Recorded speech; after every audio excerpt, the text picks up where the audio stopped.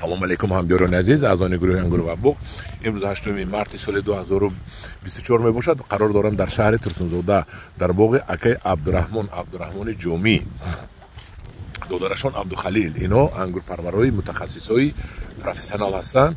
ман омада чиро тамошо кардам ки ин ангурро бечоро аз тарси соли гузашта мегӯяд моргазида аз банди алло метарсад, болуашро хас пӯшондагӣ будиянд.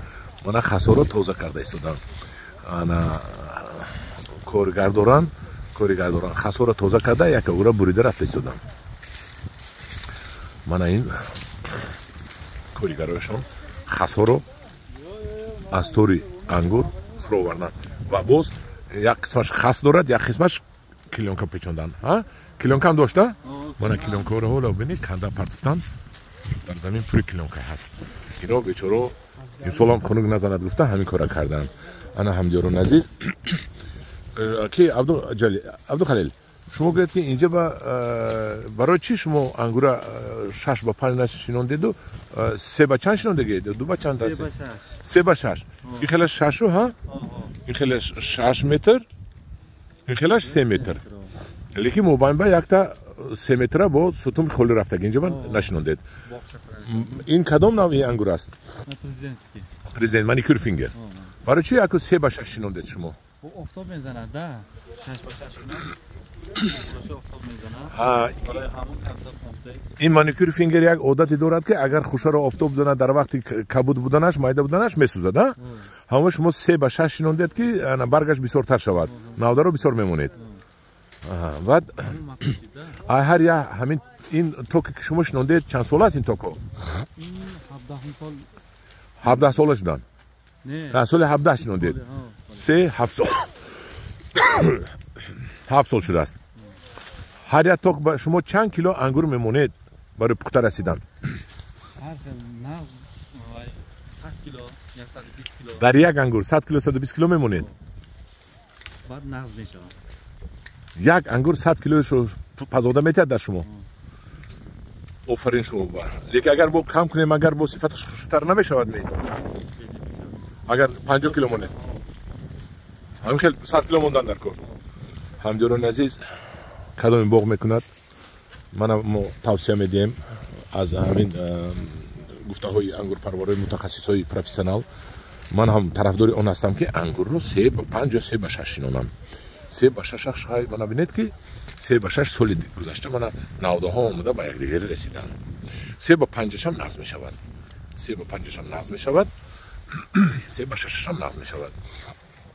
айна бинед инҷа ба 3 метр. мана инҷа 2.5 ҳам ҳаст. баъд ҳозир ман шумо тарзи буриданашонро нишон медиҳам. мана ин дар поён буридан ангурро бурида партофтан ва мана аз қисми поёнӣ нишон медиҳам ки ангур чӣ хел бурида мешавад, чӣ қадар мондаанд. шумо агар боғи ангур кардане бошед, мана ёд гиред аз намурҳои ман мекардагӣ. ангуре ки 2017 шинондам, мана ин симҳояш биҳоят таранг аст. мана сими 2 бошад, инаш сими 0.5 аст, чанд аст. ана баъд трубаҳои оҳанин, сутумои баланд. ин баландии ҳамин чойлоб чанда абдухалил? 2 метр. 2 метр мешада? баъд ангур ки вақте бас хам мезанада? ангур ки бас ин хам мезанад, сара хам када мегардедан ба? ана ҳамдиёрони азиз,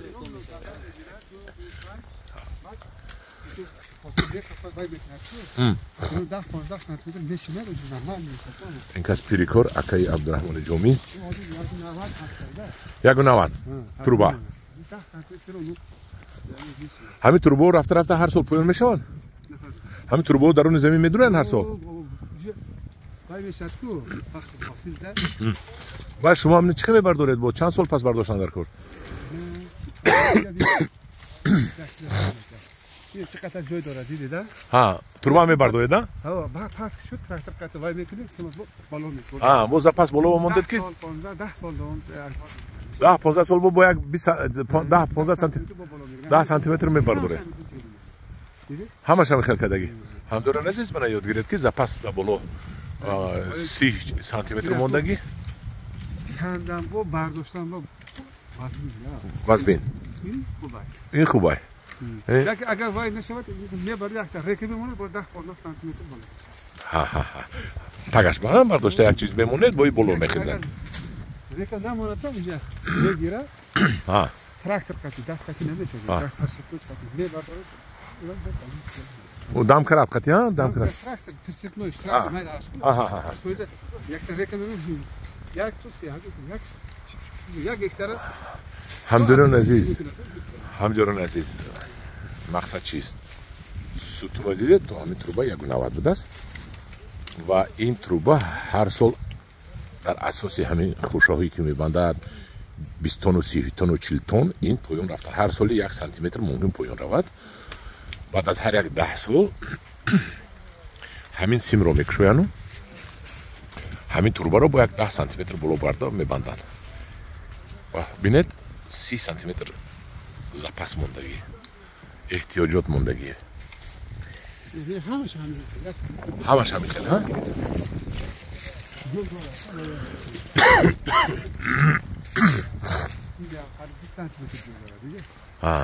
قدر 20 سانتی متر جو دارد اکای عبدالرحمن من شما همین بالای انگور را خاص میپوشونید کلیونکه میپوشونید همین فایده میکند از زمستان همین خاص را شما برای احتیاط از سرما میکنید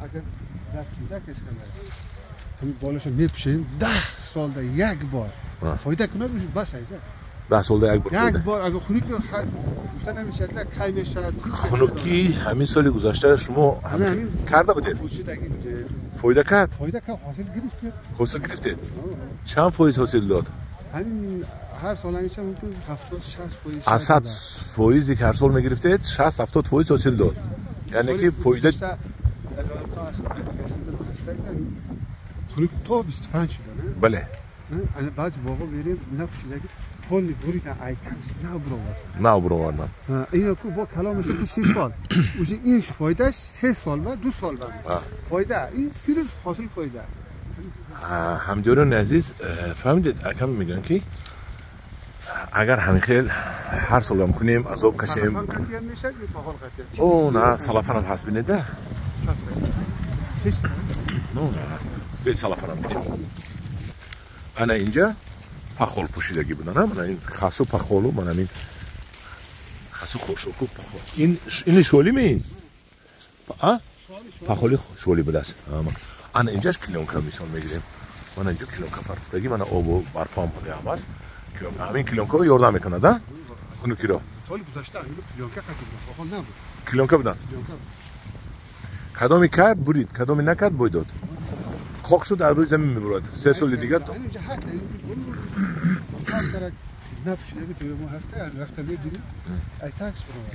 ایتاک ای زمین خنک زد همدونون عزیز انا این تجربه باغدارهای کسبی این انگور مانیکور فینگر که اینا اینجا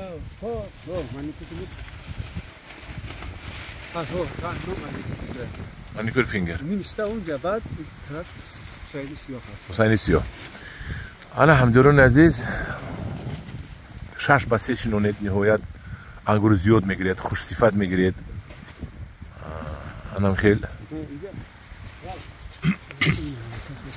ممکن فینگر اینا کو معنی کرا کیسلوتش بسیار بلند میدونید شما اینا نمیدونید نه شما میگم کیسلوتش بلنده و پزت با چیرین میشد آبوزا اخرا شدید کیسلوتش بلند کی شد اصلا اگر مثل انگور بعد گل باشد افودا میمونه سر افودا میزنه خوش میشد میدونم خوش همین وقت صبر کنید کم صبر کنید برای شما نزدیک شنوندید که برگش بسیار بیاد بولاش با بعد گلده کمتر برگش افتو نزند در خوش افتو نرسد مانیکور فینگر همین خیلی عادت دارد که افتو رسد صفتش ویران میشود در افتودا که میدونم خشک میشه میدونم تند رسیدن و اومدن میدم افتو شما ویدیو روی کرده بودم دیدم همدیرون عزیز من بینه من 3 متر و این خیلی 6 متر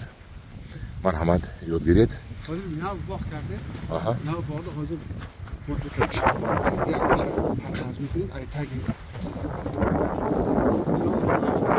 3 به 6 میکنید 3 به 6 میکنید 3 به 6 میکنید مانیکور مانیکور فینگر دیگرش چی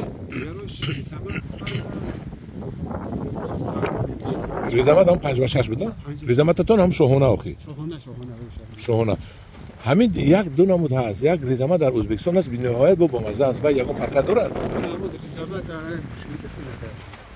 یک دو نمود هست یک هست بوده ای دانش میدان نشسته این دانش سخت میشه دویش هست بوده ما زیاد نکردیم دورش دراز نداد سوت میشه معنیش شد لوی میدان بزرگگذر نیست همدرون عزیز این شاهانه شوهونه زوره شوهونه همدرون عزیز نه که وای ریزونه گفتگی حکم نهایت با مزه هست و شیرین هست من میدونم درستر است درستر است شیرین تر است لیکن وای ترانسپورتابل نیست ندارد میریزه در درون ملایم تر است همدرون عزیز خیلی گپ بسیار شد من ببینید یک بار دیگه تماشا کنید من